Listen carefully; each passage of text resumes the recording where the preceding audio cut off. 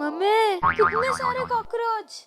एक गांव में राधा नाम की गरीब सीधी सादी लड़की रहती थी। वह स्कूल भी जाती।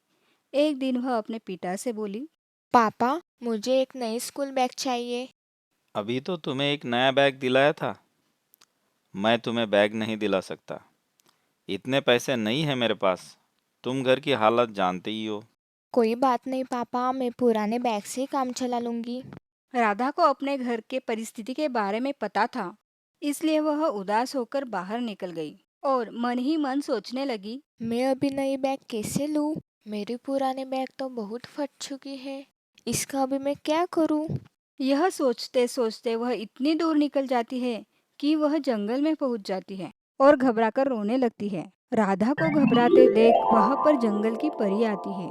राधा, क्यों रो रही हो? जंगल में इस ओर कैसे आ गई? मैं बहुत परेशान हूँ। मेरा स्कूल बैग फटा हुआ है और मुझे एक नई बैग चाहिए, लेकिन हम गरीब हैं, हम नया बैग नहीं ले सकते। तुम बहुत अच्छे हो और समझदार भी हो।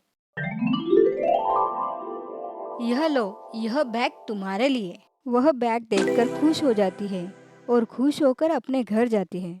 राधा, यह नई बैग तुम्हारे पास कहाँ से आई? माँ, मुझे यह बैग जंगल के परी ने दी है। सच में? हाँ माँ, सच में। यह सुन राधा की माँ उस पर विश्वास कर लेती है। अगले दिन राधा नया बैग लेकर स्कूल जाती है। स्कूल जाते ही वह जब बैग से बुक निकालती है तो देखती है। एक बुक थी, पर यह दो बुक कैसे आई? दूसरे दिन बैग में आधी पेंसिल देखकर बोली, अरे यह क्या? मुझे तो नई पेंसिल चाहिए। पापा, ओ पापा, मुझे नई पेंसिल लाकर दो। बहुत लिखना होता है।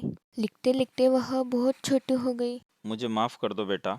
मैं ज़रूर प्रयास करूँगा। इतना सुनकर राधा स्कूल चली गई।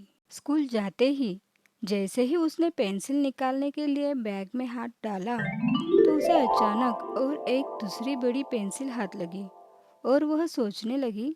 जो भी मैं इस बैग में रखती हूँ वह डबल हो जाता है। कहीं यह जादुई बैग तो नहीं? अगले ही दिन राधा का जन्मदिन था। कल सबको क्लास में चॉकलेट देनी होगी, लेकिन मैं कैसे दूँ?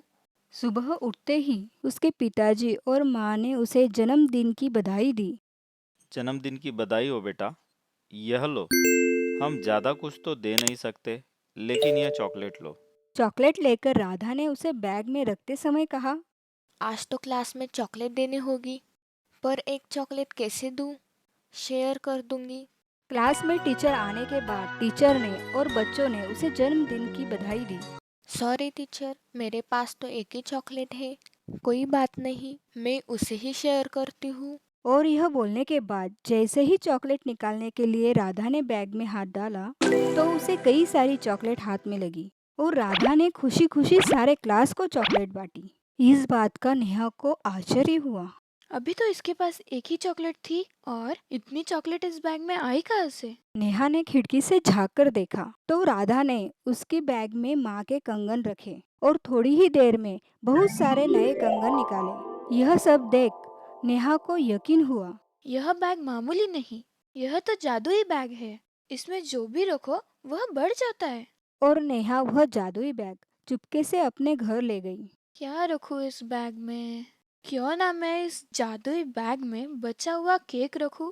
बड़ा मजा आएगा। बैग में से केक निकालकर नेहा खाने में व्यस्त रही। देखते ही देखते चुपके से कुछ कॉकरोच उस बैग में घुस गए, जिससे उनकी संख्या और बढ़ गई।